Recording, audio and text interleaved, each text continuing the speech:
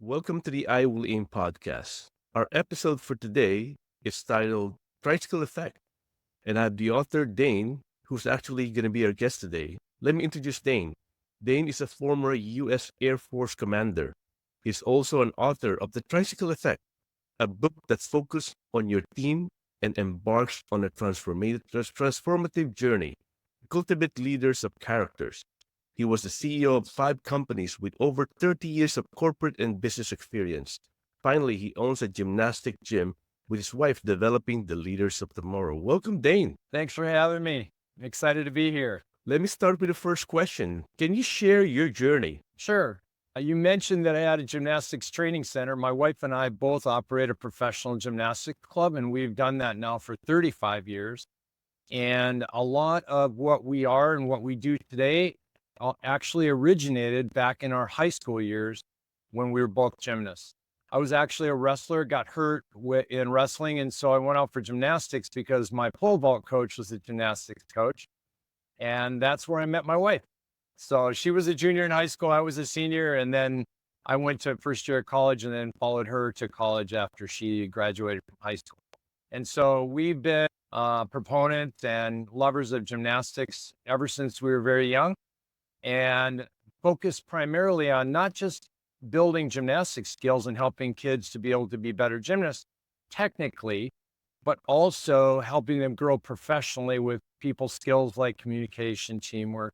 And then, of course, with my Tricycle Effect book, really focusing on educating and growing them in character, right? Trustworthiness, respect, responsibility, fairness, caring, empathy, loyalty, and so forth. So it's been a great journey. Thank you for sharing your journey. Let me ask you the next question. What's the pivotal moment that inspired you into exploring character-based leadership in your writing? I don't know if there was one particular moment. There's been lots of moments over the years, but I grew up in a household where my dad really focused on leadership, and he was an advocate of character since as far back as I can remember. I tell people all the time that we as adults are just big kids. We're little and we grow and we have our normal kind of years of productivity and so forth. And then we start to age and we go back to being young again in terms of not being able to care for ourselves and so forth. So that journey is an interesting process because as I was growing up, my dad was in the military and he really focused on being honest and trustworthy and helping me understand that reputation is the most important thing that you can give to the world. I think that's true. I think reputation is truly the most important thing, right? I think that's the one that precedes you. I think in everything that you do, I think if you have good reputation, people want to work with you.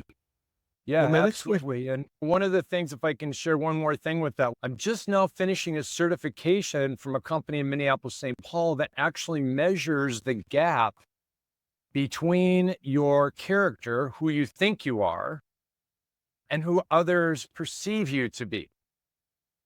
So I've never seen anyone actually measure character, and it's pretty hard to do that. So it's not proof positive, but at least it gives us some measurable behavioral kind of activities to be able to help us understand the people in my organization or my family, or even in the gym, how my gymnasts perceive me in reputation and not just who I think I am, right?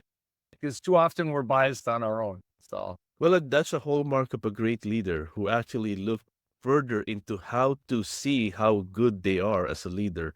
And therefore, this exercise that you're going through, getting your certification, is a way of validating how good you are as a leader or how authentic you are as a leader. That's really, truly impressive. What are the top three character traits or values you believe are essential for effective leadership? And why do you prioritize them? yeah, so there isn't really necessarily a number one, number two, number Mm, three. However, I can tell you that love precedes all of them.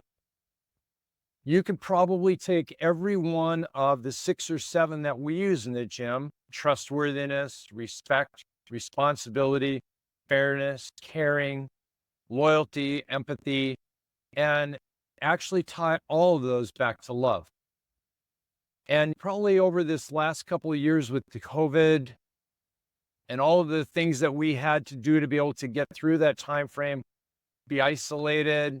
A lot of us remained at home. Even when I was teaching at the university, I was teaching from home and that kind of thing. It was obvious that all of those things were all encompassed in a couple of maybe things you could probably formulate with the word compassion, caring, empathy, the ability to put yourself in someone else's shoes and feel what they're feeling. And even today, we have a lot of nurses in our gym with their kids, and they'll tell you that many of the medical facilities are struggling with empathy, the ability to feel what others are feeling.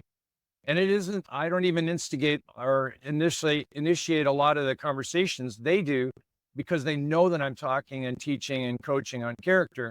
And they'll almost always bring up the word empathy. I just had another nurse yesterday I hadn't seen for years bring up empathy and when we were grocery shopping.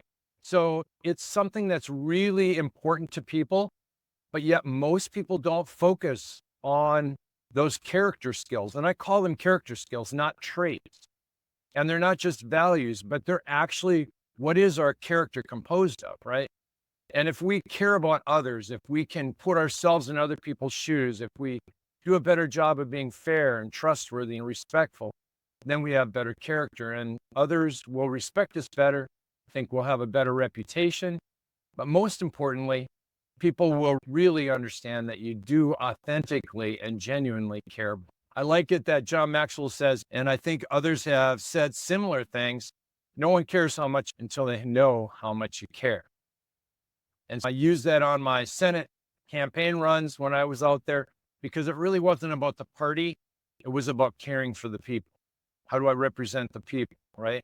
It's the same thing in business. How do I care for my customers, right? We call it customer care, but a lot of times people don't think about the word care. They're just trying to satisfy the customer and not really care for the customer. And there's a whole different kind of world there between those two words, care and satisfy. It was interesting when you said the first word you said of the characteristic was love. And that kind of opened my mind because I never really equate love to leadership. I do Yeah. equate caring. Caring is absolutely, it would be like my top one, right? Caring, empathy, those are my top one. But I never really thought about love to be one of those. But if you think about, as I thought about the things that you were mentioning, you could only care if you could only care more and be more empathetic if you do things in the spirit of love, right? And that's wow, it's an eye opener for me that I should think about love with leadership because in the past I was like, okay, I start with caring and empathy, and then I go from there, right? But now it's wow, when you were saying love, I was like, oh, that's very interesting. I've never thought about that. Thank you Yeah, if for you take sharing that that. yeah, absolutely. If you take that one step further, a lot of people will talk about servant leadership and how they need to serve others. And serving others means that we have to have a particular character skill called humility, right? Mm, Not that you're putting yourself below someone, but that you will put their needs first. And that goes along with a lot of the other words, but really that drives right straight back to love. Do I care and love the people that are around me, the people that I serve? And there's so much involved with that. I think we just don't, we get so caught up in our daily technical activities at work and so forth that we forget about people skills. And sometimes we bring those in, like different organizations train different skills like teamwork or communication or leadership. But very few actually, maybe it's a courage thing, but actually are bringing in education to be able to increase the character skills. And if they did, the entire culture would change. And so it's exciting to think about the fact that you could change a culture because you care for your people more and not because you did something technically to solve something, right? Next question I have: can you narrate a real life scenario where you observed someone demonstrating a remarkable character-based leadership, and what was the outcome? Yeah, so a really good example of that is when I was in Turkey. I spent 5 years in Turkey in the Air Force. And one of the people that came to a chapel meeting one time, because when you're going to church, you don't have your uniforms on, right? I had no idea who this person was, But I shared a prayer request afterwards that I'd been asked to be the chief of maintenance for all the communication electronics throughout the entire country of Turkey. Now, most people would think, that's great, you're getting a promotion. The problem is that the person that was in that seat and had been in that seat for years was 2 ranks above me and Wow. had another 15 years of experience than what I had. I was only a 6-year captain, and yet this was a colonel's slot. The person who was asking me to do that job was President Reagan's communications director out of the White House. So it was really concerning to me. How are people going to look at me? I don't have the rank. I don't have the years of experience, but I did have the understanding and I did care about my people. And that's what this person out of the White House really understood, is that I could work with people in a way that others he had not seen before. But I was really concerned. And so I asked for prayer based on the fact that I was making this big decision. And this person came up to me afterwards and said, I'd be happy to meet with you. Just come over to my office and I'll sit down and I'll do my best to give you what I can to help you make this decision.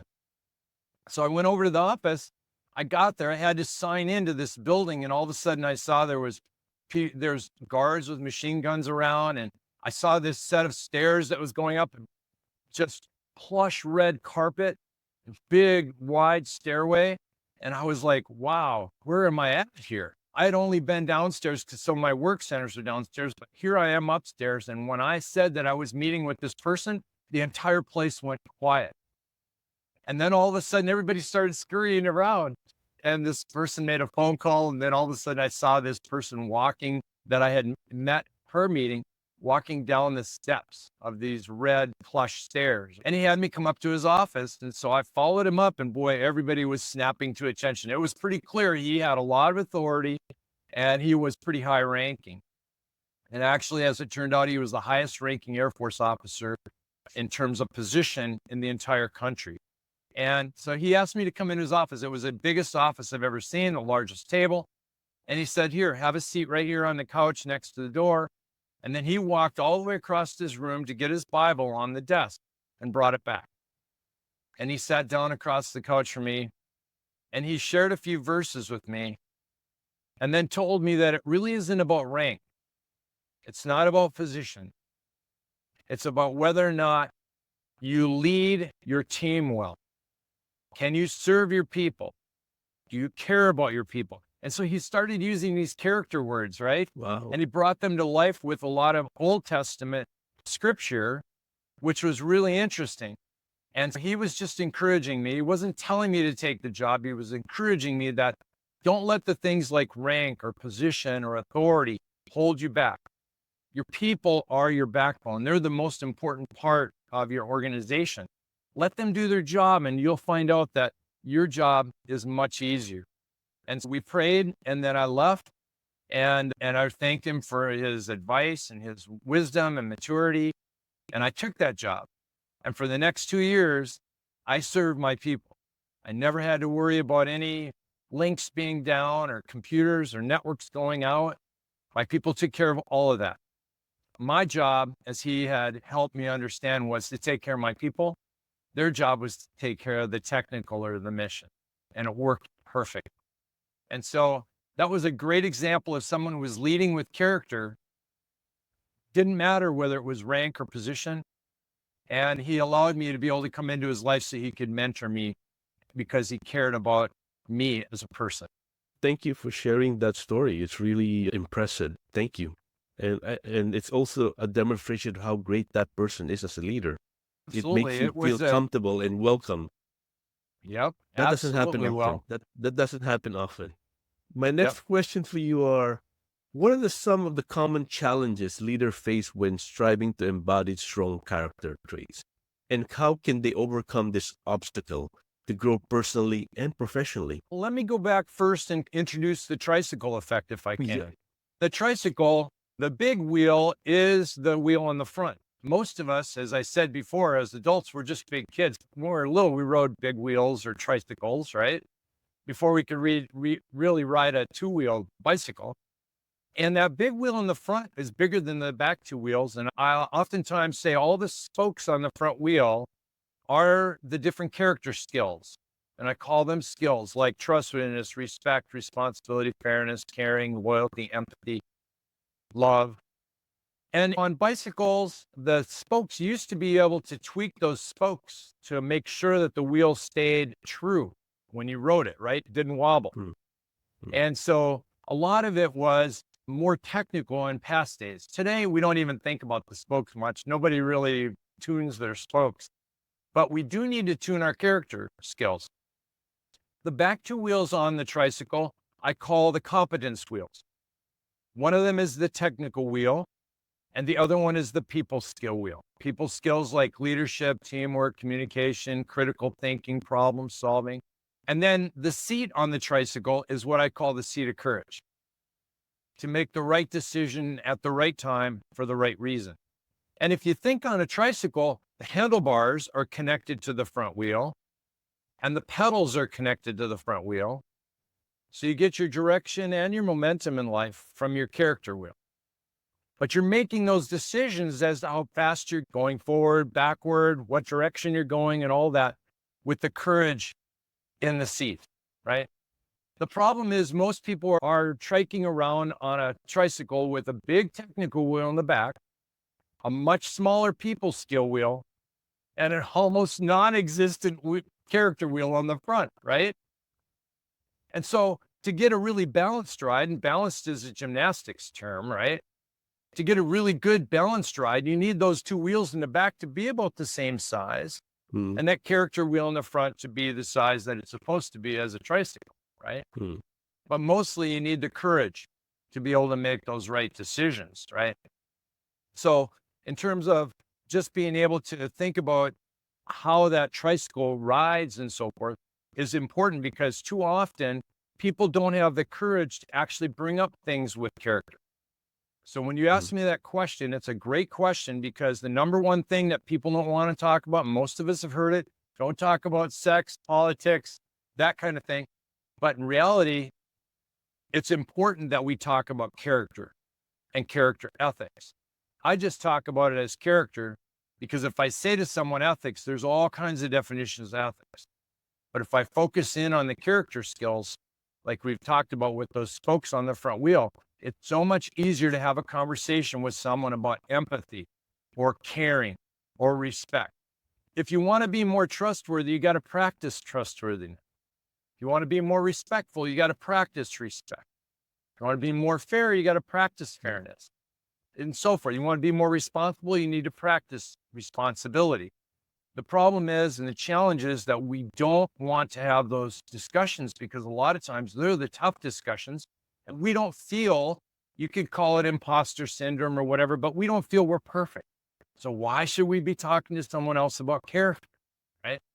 But if we're leading with character first, just that statement alone really helps us understand that we're not perfect. We're on our own journey of learning to grow with character. And because I'm not perfect, I can accept the imperfections in myself and others as well, and we can grow together in character.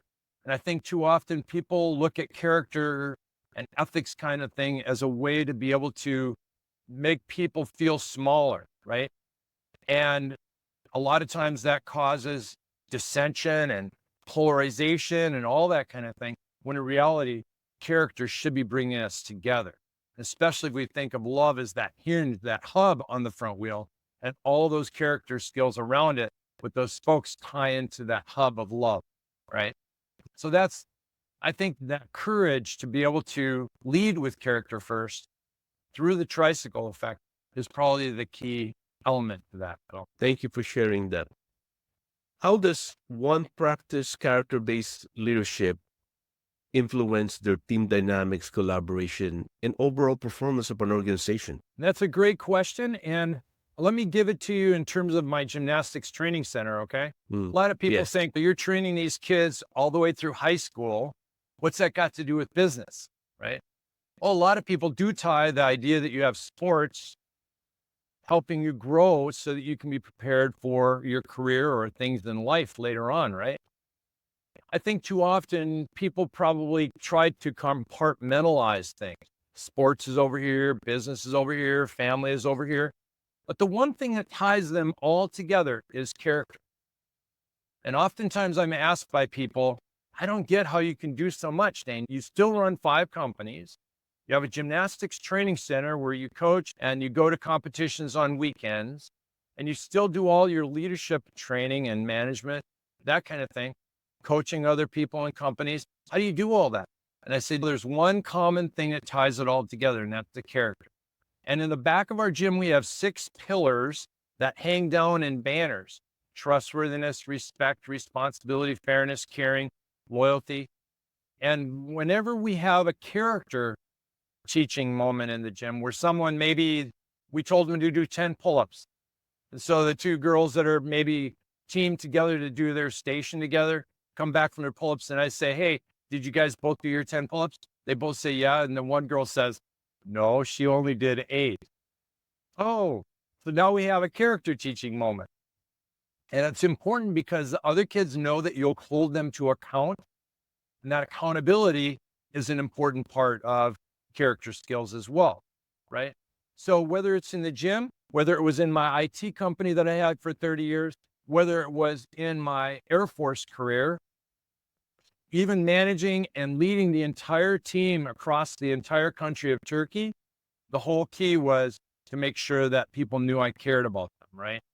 So that's it. We've got to infuse more character skills into our environment, whether it's family, sports, business, wherever it happens to be. And when we do that, we'll get better engagement from people. We will get better response from people. People will be more open to speaking with you, especially if you're a good listener, and all of that. And I tell people all the time, I had another discussion the other day with someone, listen and silent both have exactly the same letters and the same number of letters. They're just rearranged. So if we're a good listener, we need to be silent and not listening to reply, right? And so a lot of the character skills are all about putting yourself in the other person's shoes and asking them questions to really understand them. And I'm still learning that. I'm not perfect. I told all my university students, sorry to disappoint you. This professor is not perfect. And I want you to call me coach because it's a two-way street and we're both growing still. So I think what I liked about what you said is, in essence, character become not only a teachable moment, but also a show of caring for someone by using those teachable moments to help people learn and, in a way, create an accountability partnership. They themselves are growing over time, and they could see that you care about them. That's why you're putting in the time to teach them, because you could all just do what you need to do. As some people said, I'm just doing my job, and that's not part of my job. And when people talk about that, I cringe. I'm like, what do you mean? It's not just your job. And it's interesting that you point that out. Like, it's truly leading with characters is ultimately super important to really help your team achieve the capability that they're capable of. yeah, and too often, I don't think we see an immediate response. If someone turned a screwdriver and they were able to screw this screw all the way, and you could see that, okay, they got it done, right? In the character world, it's not that easy to see that you actually made an impact. Let me give you an example. And one of my students I had taught the entire semester, we're in our final exam. I was still in face-to-face at school. This is before COVID started. And this student came up to me with their final exam, handed it in, said, thank you, coach, for a great semester. I said, are you going home? Are you going to have a job this summer? And he said, no, don't have a job. I said, what are you going to do for the summer? He said, I'm going home. I said, you're going home, no job. So what are you going to do? And he said, coach, I've been in here now with you for 4 months. You sound a lot like my dad and I did not get along when we were growing up. So I'm going home to build my relationship with my dad. Wow. So I had no idea that the entire time I'm teaching him all these technical skills, right? And he's answering all the questions on the exams and the quizzes and so forth. That in reality, because I helped him understand what the character skills were, he was going home, and relationships is one of those character skills that blends right into the people skill, right? You can't build a relationship without care and respect and trust, right? But the relationship building is a people skill. And he Yes, was going yes. home to build that relationship with his dad. And so I could see like somebody turning a screwdriver to turn a screw in all the way that, hey, I had done my job. Even though that wasn't the whole point of the class, we impacted and influenced his life in a way that I might never have been able to by just teaching the technical. Thank you for sharing that heartwarming story. The next question I had, can you share the projects that you're working on right now and how my audience could engage with you? I'm going to add your link to your website and things like that, but talk more about your book, Tricycle Effect, and how people could reach you. Sure.